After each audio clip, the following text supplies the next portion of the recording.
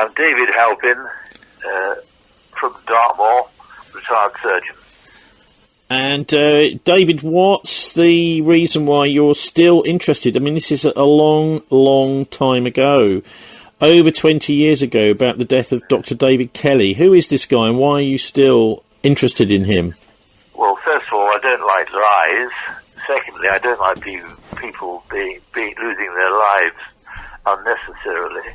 And although I didn't take an immediate interest in his death in July of 2003, I later thought about it. And I then realized that they were subsuming, or possibly subsuming, putting inside an inquest on this man, which our law requires, inside the Hutton inquiry, which was started 3 weeks after his death, as opposed to Chilcot, a useless inquiry costing over $2 million into the Iraq War, which started 6.5 years after that particular Holocaust. What's happening now, then? I wrote an open letter to Lord Hermer, our Attorney General, since the landslide, inverted commas, election of Labour, I forget how many months ago now, last autumn. And it was open. That was in something like September of last year. I've had a medical problem to deal with, quite a serious one, not cancer, but I've been distracted by that, and I am now 85. My birthday was 14th of this month. So I'm feeling a bit older, but I haven't given up, and I will never give up at trying to put things right, as surgeons usually do. And so I sent an open letter. It's on my website. It's quite explicit. A plea for inquest on David Kelly, CMG, Doctor of Science. And I wrote to the inquest team then. They replied courteously, and I've been in contact with them since.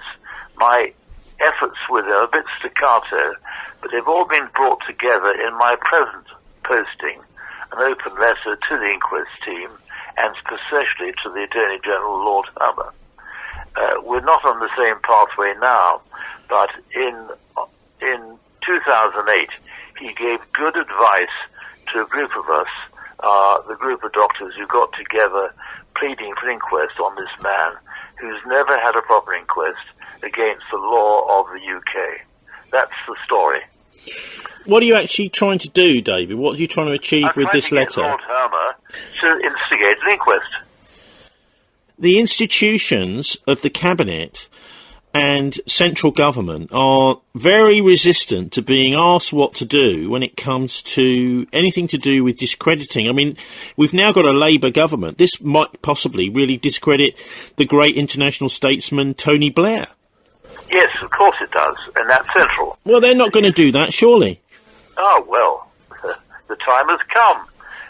Millions have been killed since, and then, as a result of the utterly unlawful war in Iraq.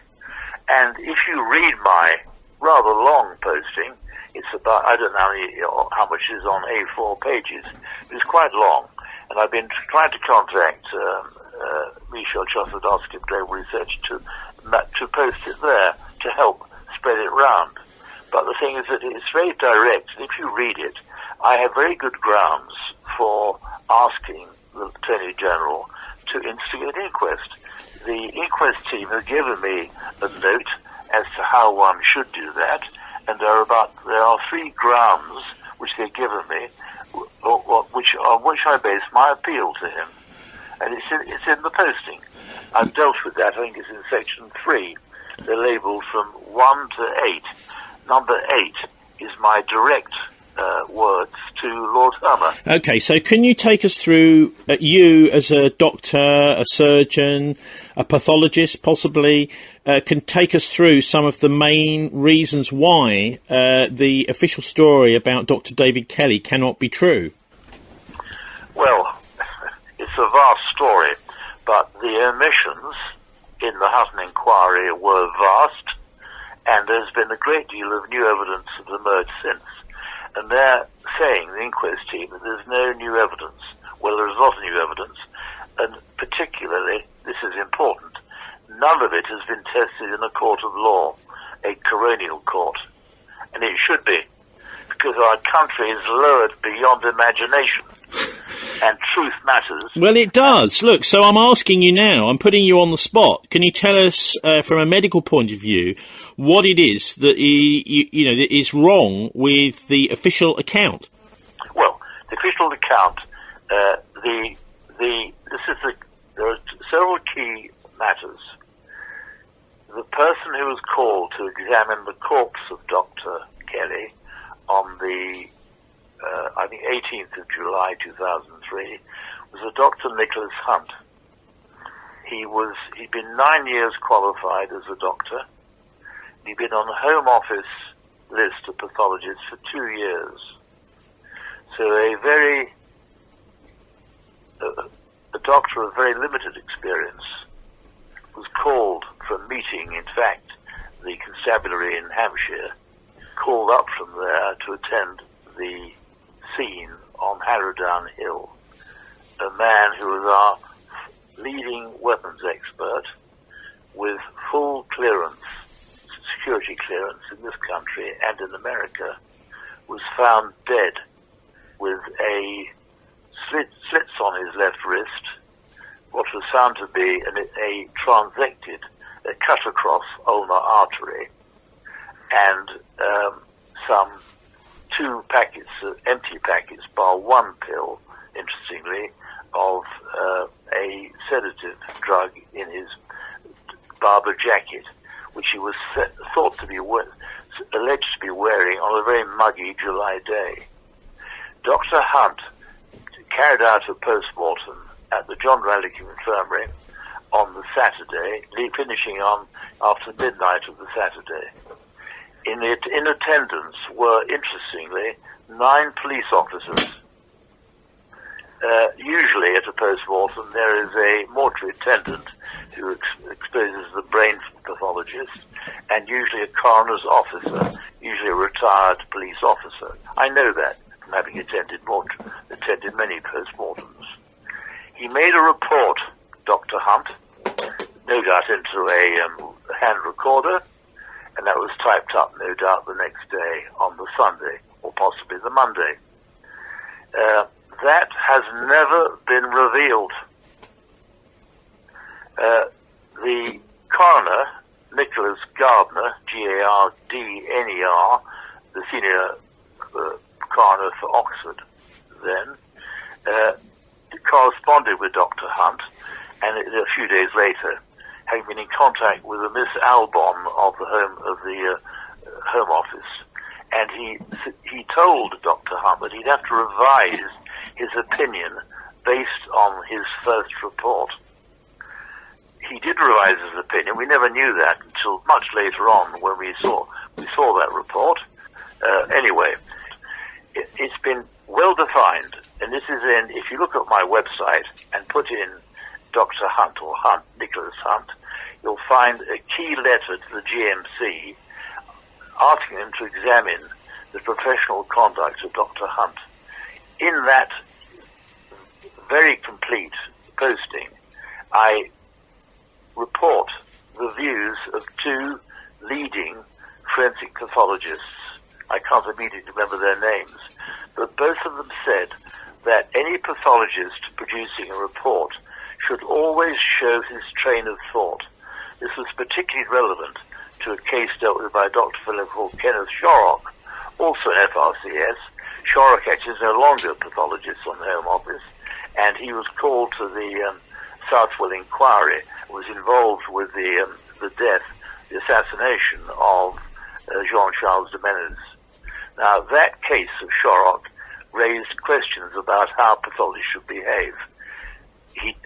Shorrock didn't behave, he behaved unprofessionally, it was professional misconduct, and it was later proved by the GMC, and he was, in fact, I think, struck off. I can't remember now what happened, but they found 8 charges against Shorrock were found to be correct.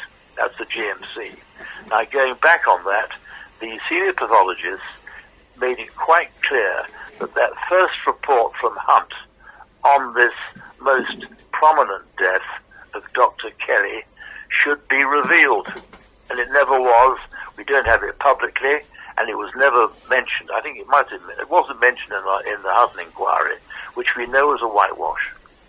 And David Halpin, in his 85th year, is not tolerating this untruth in a illusory democracy. Full stop. Okay, well, look, after your full stop, David, how can listeners help? Well, you can help me along by promulgating the posting and by, in fact, broadcasting this interview now. What I must conclude by this, the conclusions that Dr. Hunt made, the first cause of death was hemorrhage from a cut on the, I'm paraphrasing, cut on his left wrist. The second cause of death was the ingestion of codidromol. I forget the title now. It was a combination of paracetamol and a opiate, like an analog of an opiate, dextropropoxyphene. That depresses respiration and can kill from that, and it can also cause arrhythmias. So the third cause of death, adding to that, was the possible effect on his coronaries. So they mentioned, Dr. Hunt included, coronary atherosclerosis. The evidence that he gave for that was not great, and many men of 65, whatever Kelly was, will likely have some evidence of arterial disease in their coronary system. I don't think I have, incidentally. So, we have causes of death. The first cause of death is hemorrhage from that. That is absolute nonsense. And that's the key to this case. Well, look, okay, hang on, David, because I want you, as a surgeon, an informal conversation here. You're not giving evidence at some coroner's court. Who killed him and how did he die? Who killed him? We don't know. We want an inquest. We want to know whether he was killed or whether it was suicide. The conclusion was that he took his life. That is very much... Well, I mean, you've looked into this more than almost any other doctor on planet Earth. How did the man die? He died... well, if I'm asked to guess, based on my professional knowledge, I cannot say exactly what mechanism, but it wasn't through hemorrhage. It might be from toxic injection. Wouldn't that be picked up by a coroner if he'd been injected with something? Well, there's something in if you look at the post-mortem findings, as eventually revealed in Dr. Hunt's examination. Incidentally, he took the body temperature 7 hours after he arrived at the scene. Taking the temperature fairly promptly does help one establish the window when the death occurred. In his case, the window was expanded quite greatly, partly by this, what I would say was a necessary delay in establishing the body temperature. But in that post-mortem examination, he did notice a little mark inside his right thigh. That wasn't, I don't think, sectioned.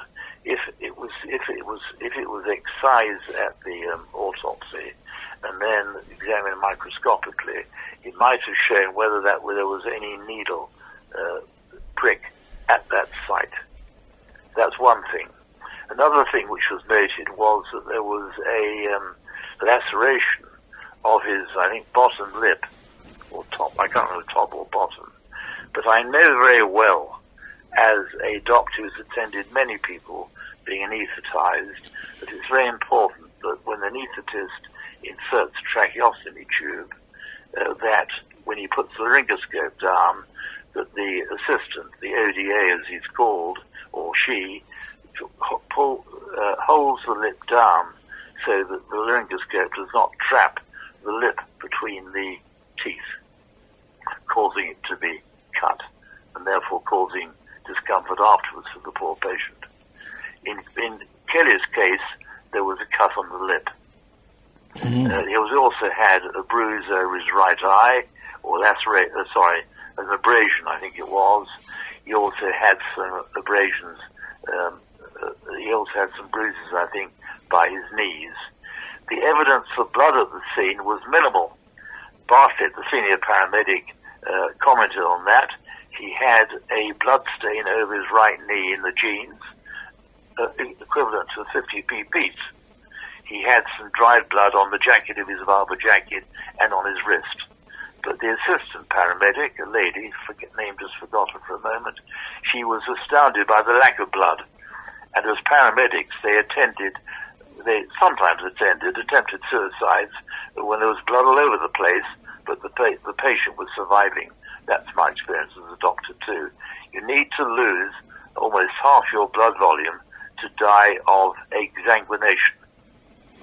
I couldn't add much more. No, well, that's fine. Just finally, can you just give listeners the headline title of your piece about Kelly and also your web address, please? Okay, fine. I couldn't get onto Skype, by the way, because there was a torrent of messages coming in. Well, yeah, but it doesn't, what they've done is they've made it so good, lots of people use it, and they've now decided that they're going to incorporate it into some much more complex Microsoft Teams system. So, you would have thought that it would be in any normal world, it would be just, if they didn't want it, they'd sell it off. But no, they're using it to try and bring people into some...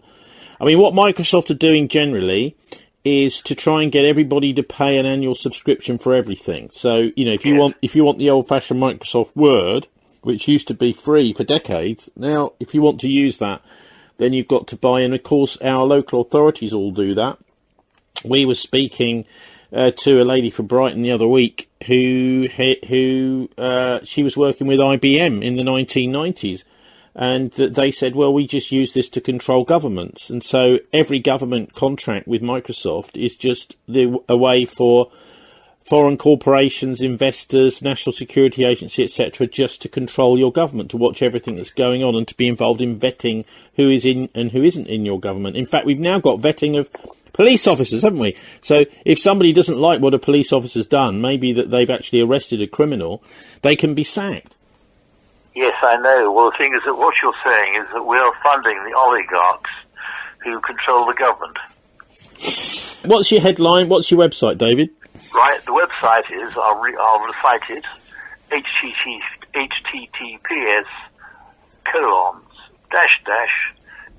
Halpin, DHALPIN .infoaction,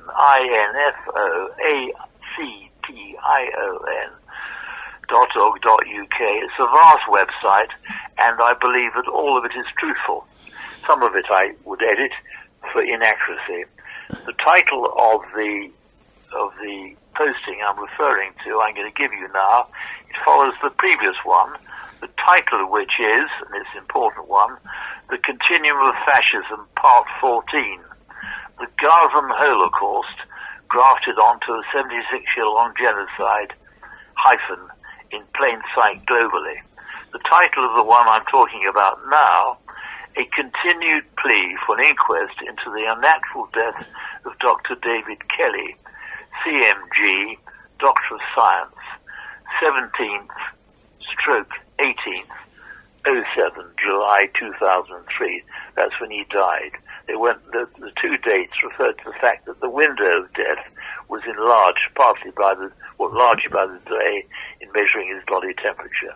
And if I could just read out, this is very, very important actually. I've added, my wonderful webmaster Bill Stevens has added a paragraph here. This is under 3. It's in 8 sections, this thing. The last section, 8, as I said, being a personal address to Lord Hermer. This is what I've added, and it's very, very important. There are many pieces of evidence which are, inverted commas, substantively new. This is what they were questioning, the Inquest team.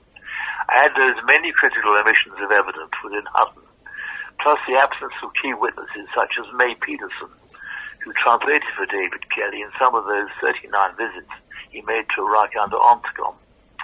I had further that his second visit to Iraq after the Holocaust of shock and awe that started 22/3/2003 2003 needs further examination in the colonial court. And I paraphrase, it is what the Iraqis say it is, I paraphrase, machines for making hydrogen for artillery balloons, as reported by Peter Beaumont in The Observer. This demolished the charge made by the US that these two vehicles, found by the Iraq Survey Group in May 2003, and much publicized, were capable of producing a WMD. This had been predicted by Colin Parr, 65th Secretary of State to the UN Security Council and a packed audience on the 2nd of February 2003. This lie, the casus belli, based on the alleged possession of WMDs, which was backed up by Blair in the House of Commons in the days before the shock and awing, was deflated by this moral man in just 2 sentences. In fact, it was 4. Is this why his life was more endangered? Mackay, who led the survey group, an American, later dismissed as slam dunk such possession, that is, the WMDs. And I have, in a further content communication, which I'll send you by email, written again to the Inquest team, giving them the verbatim account of what Dr. Kelly said over the phone to Beaumont. That was in June of 2003, and in July, about 4 weeks later, he was dead. I'm quite certain that the sofa cabinet of the paramount psychopath and war criminal Blair, Mandelson, Powell, and the other ones, Dan Campbell, I imagine that when they heard what Dr. Kelly had said, they were very disturbed. There was somebody else, wasn't there, that was also exposing the lies. He was a Foreign Secretary from 1997 until 2001. Butler? No, Butler. This is Robin Cook. Oh, Robin Cook. He was also... Well, we know, there's no question that. And in fact, we have extra evidence about Dr. Robin Cook's demise.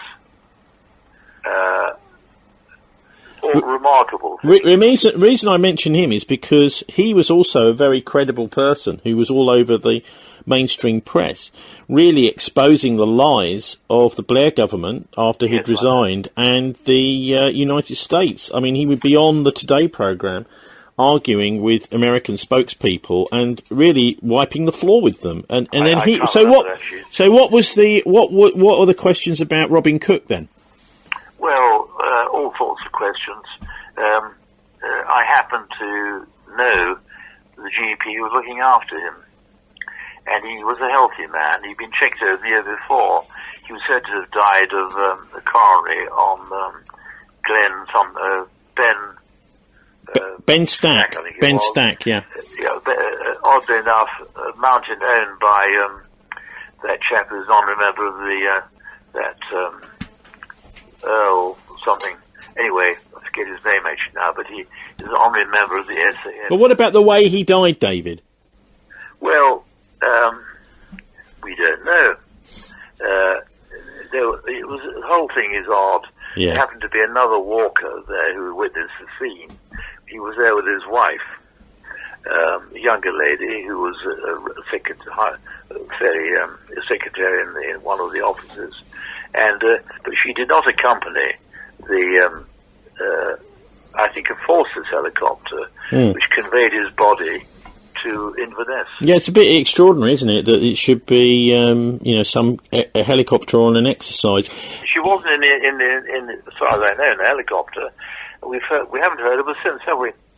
Well, she seems to have disappeared. Maybe she's been threatened. Who knows? But anyway, look, this is quite depressing, some of this stuff, particularly to do with the fact that although the law is enforced on the lower minions, actually the super elite mass murderers who seem to be part of some kind of death cult, it doesn't happen to them. So what have you got to say to listeners to keep us going, David?